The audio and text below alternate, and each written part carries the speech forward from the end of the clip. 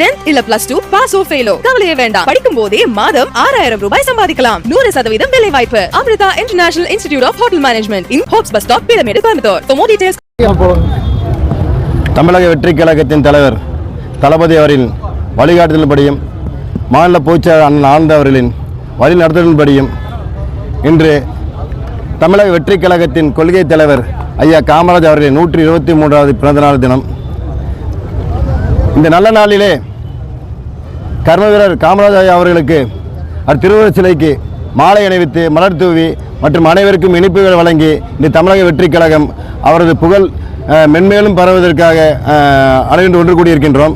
இந்த ஒரு நல்ல நாளிலே இன்று தமிழகம் பல துறைகள், அதாவது கல்வி, மருத்துவம், விஞ்ஞானம் போன்ற பல துறைகளை இன்று சிறந்து விளங்கியதற்கு காரணமாக இருக்கக்கூடிய அடித்தளமாக அமைந்தது ஐயா அவர்களின் கல்விக் கொள்கை என்று சொன்னால் மிகையாகாது.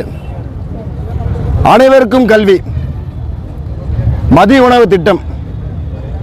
அவருக்கு படிக்கவில்லை என்றாலும் கூட பல கோடி மாணவர்களின் கல்விக்கு கதவை திறந்தவர் என்று சொன்னால் மிகையாகாது.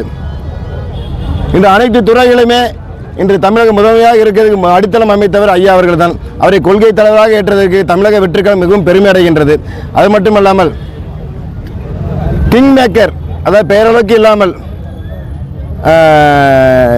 அனைத்து துறைகளுமே, அதாவது முதலமைச்சராக இருந்திருக்கிறார், பாராளுமன்ற உறுப்பினராக இருந்திருக்கிறார், காங்கிரசின் தலைவராக இருந்திருக்கிறார், பதவி வைத்திருக்கார்.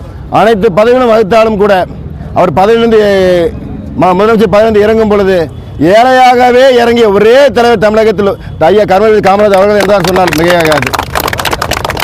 அப்பேற்பட்ட தலைவருக்கு புகழ் மாலை சூட்டுவதற்காக இன்று கோவை மாநகர மாவட்ட தலைமை சார்பாக இன்று ஒன்று கூடி ஐயாவின் திருவுருவச் சிலைக்கு மாலை அணிவித்து மரியாதை செலுத்தி மிகவும் பெருமை அடைகின்றோம் என்று தெரிவித்துக் கொள்கின்றேன்.